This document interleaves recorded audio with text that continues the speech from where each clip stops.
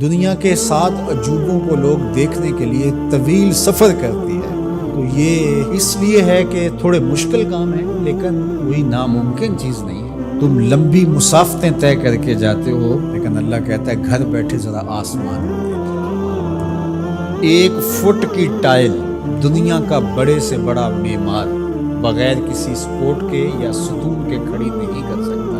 اتنا بڑا آسمان بغیر ستونوں کو اس نے کھڑا کیا ہوا ہے۔ ذرا غور تو کرو، تدبر تو کرو، زمین کو دیکھو، زمین کیسے ہموار کر دی ہے۔ اللہ اکبر، دیکھنے کو تو مٹی ہے، لیکن اس مٹی کے اندر جب بیج ڈالتے ہیں تو مٹی کا رنگ کیسا ہے، اور جو بیج اگتا ہے وہ کومپل کا رنگ سبز ہوتا ہے۔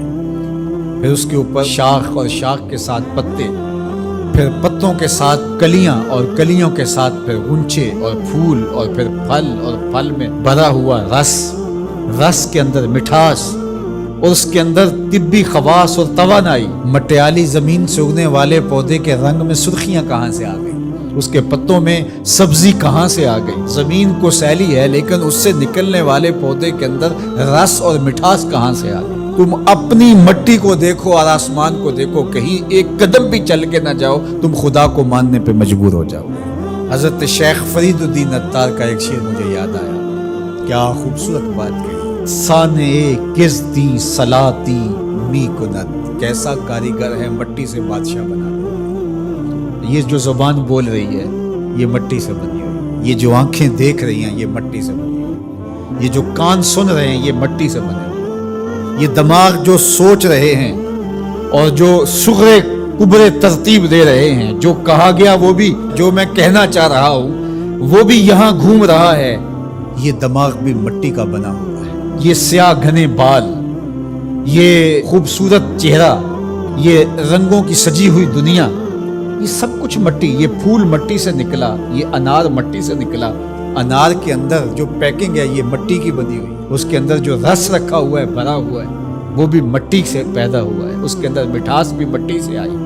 کیسا کاریگر ہے جو مٹی سے کبھی انگور بناتا ہے، کبھی کھجور بناتا ہے، کبھی اسی مٹی سے سبزیاں پیدا کرتا ہے، کبھی اسی مٹی سے پھل پیدا کرتا ہے۔ تو یہ مٹی سے اس نے کیا کچھ بنا دیا۔ اگر آپ دیکھ لیجئے یہ پوری کائنات مٹی سے بنی ہے۔ یہ جو خوبصورت میز آپ کو دکھ رہی ہے یہ کہاں سے نکلی؟ یہ درخت سے آئی نہ، درخت کہاں سے نکلا؟ یہ مٹی سے نکلا۔ یہ لوہا کہاں سے نکلا؟ یہ مٹی سے نکلا۔ یہ ستون کہاں سے آیا؟ مٹی سے۔ یہ قالین کہاں سے آیا؟ یہ جو کپاس اگتی ہے اور یہ کپڑے بنتے ہیں یہ کہاں سے آئے؟ آپ بولیں گے مٹی سے۔ اپنے عزب کو دیکھ لیجئے، یہ سب مٹی سے بنے ہیں۔ آپ نظر گھما کر کے دیکھ لیں، آپ کو جو بھی شے نظر آئے گی آپ کو مٹی سے نکلی، زمین سے نکلی ہوئی دکھائی دے گی۔ غور کر لیں، تدبر کر لیں۔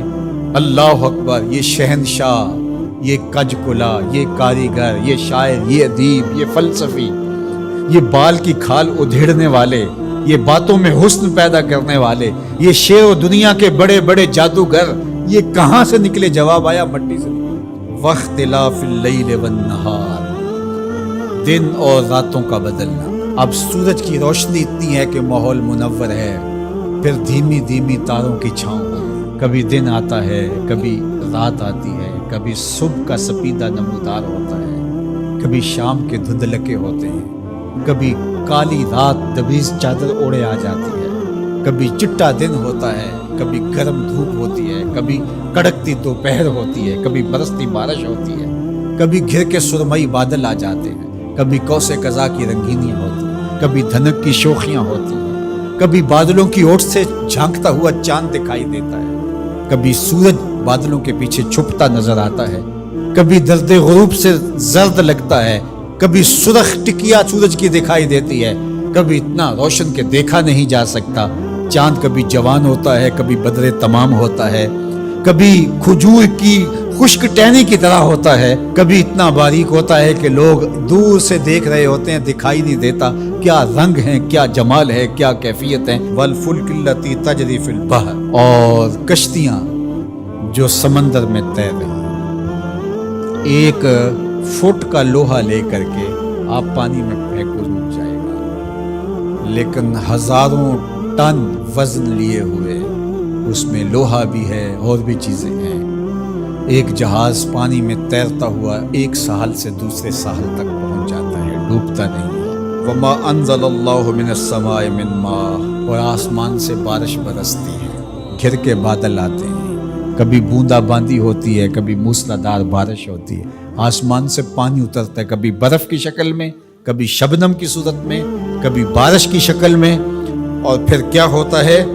فَأَحْيَا بِهِ الْأَرْضَ بَعْدَ مَوْتِهَا، زمین مری ہوتی ہے پھر زندگی آ جاتی ہے۔ یہ جو فیوجی پہاڑ ہے جاپان کے اندر غالباً، یہ سال میں 4 رنگ بدلتا ہے۔ ایک وقت آتا ہے برف سے بالکل سفید ہو جاتا ہے، پھر وقت آتا ہے کہ برف اترتی ہے تو اس کی سیاہی، اس کا رنگ نکھر کے سامنے آتا ہے، پھر اس کے اوپر سبزہ اگتا ہے تو پورا سبز ہو جاتا ہے، اور اس کے اوپر اگنے والے سبز کے اوپر لگنے والے جو پھول ہیں وہ سرخ ہیں، پھر وہ بالکل سرخ ہو جاتا ہے۔ کبھی دیکھیں تو وہ آپ کو سفید چادر اوڑے کوئی لیٹا ہوا دکھائی دیتا ہے، اور کبھی وہ مہیب سیاہ رنگ کا پہاڑ دکھائی دیتا ہے، اور پھر وہ سبزے کی چادر اوڑھ کے ملنگ بن کے بیٹھ جاتا ہے، اور پھر وہ دلہن بن کے سرخ رنگ کا جوڑا پہن کے نیا نظارہ دے رہا ہوتا ہے۔ تو پہاڑ تو ایک ہی ہے لیکن رنگ اس کے کئی ہیں۔